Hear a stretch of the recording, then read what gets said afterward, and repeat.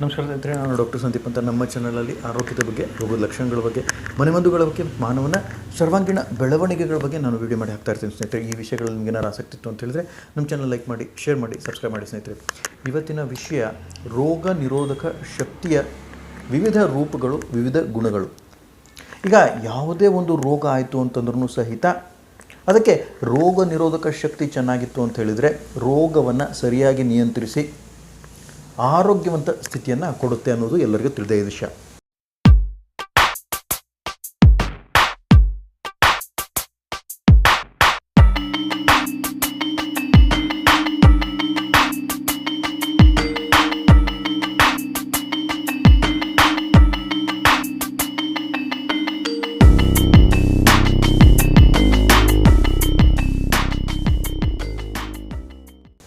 ಆದರೆ ಈ ರೋಗ ನಿರೋಧಕ ಶಕ್ತಿ ಏನಾದ್ರು ವೀಕ್ ಆಗಿದೆ, ರೋಗ ನಿರೋಧಕ ಶಕ್ತಿ ಕೆಲಸ ಚೆನ್ನಾಗಿ ಮಾಡ್ತಿಲ್ಲ ಅಂತ ಹೇಳಿದರೆ ಮೂರು ವಿಧವಾಗಿ ಆ ಒಂದು ರೋಗ ನಿರೋಧಕ ಶಕ್ತಿ ಕೆಲಸ ಮಾಡುತ್ತೆ ಸ್ನೇಹಿತರೆ. ಸೊ ಯಾಕೆ ಅಂತ ಹೇಳಿದರೆ, ಈಗ ರೋಗ ಬಂತು ಅಂತ ಹೇಳಿದರೆ WBCs ಅಂತ ಹೇಳಿದರೆ ವೈಟ್ ಬ್ಲಡ್ ಸೆಲ್ಸ್ ನಮ್ಮ ರಕ್ತದಲ್ಲಿ ಬಂದು ರೋಗವನ್ನು ಸರಿಯಾಗಿ ನಿಯಂತ್ರಿಸುತ್ತೆ ಮತ್ತು ರೋಗದ ಶಕ್ತಿಯನ್ನು ಹೊರಗೆ ಹಾಕುತ್ತೆ ಸ್ನೇಹಿತರೆ. ಸೊ ಹೀಗಾಗಿ ಈ ರೋಗ ನಿರೋಧಕ ಶಕ್ತಿ ಸರಿಯಾಗಿ ಕೆಲಸ ಮಾಡದೇ ಇರುವಾಗ ಮೂರು ವಿಧವಾಗಿ ಅದು ತನ್ನ ಒಂದು ಕಾರ್ಯಾಚರಣೆಯನ್ನು ಮಾಡಲಿಕ್ಕೆ ಶುರು ಮಾಡುತ್ತೆ. ಒಂದು, ಈಗ ರೋಗದ ಶಕ್ತಿ ಬಹಳಷ್ಟು ಉಲ್ಬಣವಾಗಿತ್ತು ಅಂತ ಹೇಳಿದರೆ ಸರೆಂಡರ್ ಆಗಿಬಿಡುತ್ತೆ. ಅಂದರೆ ನನ್ನ ಕೈಲಿ ಆಗಲ್ಲಪ್ಪ, ಏನು ಮಾಡ್ತೀಯ ಮಾಡ್ಕೋ ಅಂತ ಸರೆಂಡರ್ ಆಗಿಬಿಡುತ್ತೆ. ಸೊ ಹೀಗಾಗಿ ರೋಗದ ಶಕ್ತಿ ಹೆಚ್ಚಾಗುವುದರಿಂದ ರೋಗ ಬಹಳಷ್ಟು ದೀರ್ಘಕಾಲಿಕವಾಗುತ್ತೆ. ಇಲ್ಲ ಅಂತ ಹೇಳಿದರೆ ಮನುಷ್ಯನ ಜೀವವನ್ನು ತೆಗೆದುಕೊಳ್ಳುತ್ತೆ ಸ್ನೇಹಿತರೆ.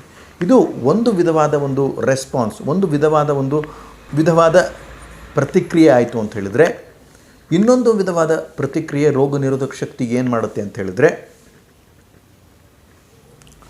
ಓವರ್ ರಿಯಾಕ್ಟ್ ಆಗುತ್ತೆ. ಅಂತ ಹೇಳಿದರೆ ರೋಗ ಇರುವುದು ಚಿಕ್ಕದಾಗಿತ್ತು ಅಂತಂದ್ರೂ ಎಲ್ಲಿ ಹೋಗುತ್ತೆ ಅಲ್ಲೆಲ್ಲ ಅದರ ಒಂದು ರೆಸ್ಪಾನ್ಸಸ್, ಅದರ ಒಂದು ರಾಸಾಯನಿಕ ಕ್ರಿಯೆಗಳನ್ನು ವಿವಿಧ ಅಂಗಗಳಲ್ಲಿ ಮಾಡಲಿಕ್ಕೆ ಶುರು ಮಾಡುತ್ತೆ ಸ್ನೇಹಿತರೆ. ಅದಕ್ಕೆ ಓವರ್ ರಿಯಾಕ್ಟಿವ್ ಇಮ್ಯುನಿಟಿ ಸಿಸ್ಟಮ್ ಅಂತಲೂ ನಾವು ಹೇಳ್ತೀವಿ.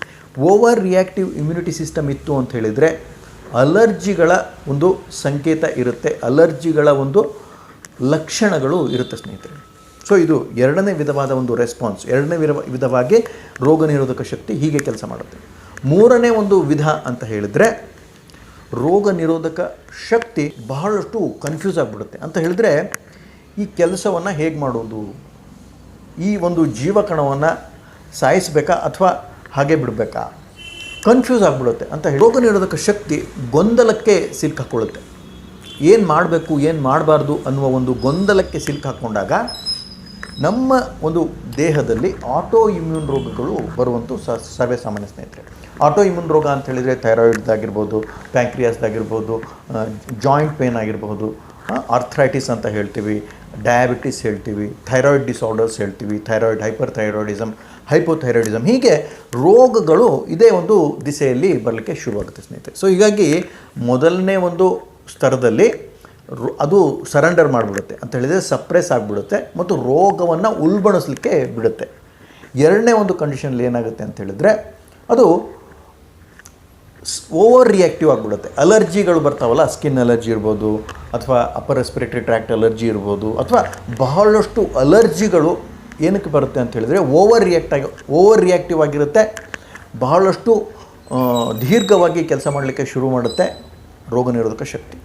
ಸೊ ಹೀಗಾಗಿ ಅಲರ್ಜಿಗಳು, ಸ್ಕಿನ್ ಅಲರ್ಜಿ, ಯಾವುದೋ ಅಲರ್ಜಿ ಬರುತ್ತೆ ಅಂತ ಹೇಳಿದರೆ ಓವರ್ ರಿಯಾಕ್ಟಿವ್ ಇಮ್ಯುನಿಟಿ ಸಿಸ್ಟಮ್ ಅಂತಲೂ ನಾವು ಹೇಳ್ತೀವಿ. ಮೂರನೇದು ಏನಪ್ಪ ಅಂತ ಹೇಳಿದರೆ ಕನ್ಫ್ಯೂಸ್ಡ್ ಇಮ್ಯುನಿಟಿ ಸಿಸ್ಟಮ್. ಈ ಒಂದು ಕನ್ಫ್ಯೂಸ್ಡ್ ಇಮ್ಯುನಿಟಿ ಸಿಸ್ಟಮ್ ಏನಾದ್ರು ಇತ್ತು ಅಂತ ಹೇಳಿದರೆ ಬಹಳಷ್ಟು ಆಟೋ ಇಮ್ಯೂನ್ ರೋಗಗಳು, ಎಲ್ಲ ಆಟೋ ಇಮ್ಯೂನ್ ರೋಗಗಳು ಬರುವುದು ಇದೇ ಒಂದು ಸಂದರ್ಭದಲ್ಲಿ ಸ್ನೇಹಿತರೆ. ಸೊ ಹೀಗಾಗಿ ಈ ನಮ್ಮ ರೋಗ ನಿರೋಧಕ ಶಕ್ತಿಯನ್ನು ನಾವು ಸರಿಯಾಗಿ ಕಾಪಾಡಿಕೊಂಡಿದ್ದೇ ಆಯಿತು ಅಂತ ಹೇಳಿದರೆ ನಮ್ಮ ಆರೋಗ್ಯದ ಸ್ಥಿತಿ ಬಹಳಷ್ಟು ಚೆನ್ನಾಗಿರುತ್ತೆ ಅಂತ. ಈ ರೋಗ ನಿರೋಧಕ ಶಕ್ತಿಯನ್ನು ಹೇಗೆ ಸರಿ ಮಾಡಿಕೊಳ್ಬೇಕು ಮತ್ತು ಈ ರೋಗ ನಿರೋಧಕ ಶಕ್ತಿ ಹೇಗೆ ನಮ್ಮನ್ನು ಆರೋಗ್ಯವಂತ ಒಂದು ಶರೀರ, ಮನಸ್ಸು ಮತ್ತು ಜೀವನವನ್ನು ಕೊಡಲಿಕ್ಕೆ ಸಾಧ್ಯವಿದೆ ಅನ್ನೋದನ್ನು ಮುಂದಿನ ಒಂದು ವಿಡಿಯೋದಲ್ಲಿ ತಿಳ್ಕೊಳ್ಳೋಣ ಸ್ನೇಹಿತರೆ. ಈ ಒಂದು ವಿಡಿಯೋ ನಿಮ್ಗೇನಾದ್ರು ಲೈಕ್ ಆಯಿತು ಅಂತ ಹೇಳಿದರೆ ನಮ್ಮ ಚಾನಲ್ ಲೈಕ್ ಮಾಡಿ, ಶೇರ್ ಮಾಡಿ, ಸಬ್ಸ್ಕ್ರೈಬ್ ಮಾಡಿ ಅಂತ ಹೇಳ್ತಾರೆ. ಈ 2 ಮಾತುಗಳನ್ನ ಮುಗಿಸ್ತೀನಿ. ನಮಸ್ಕಾರ, ಧನ್ಯವಾದಗಳು.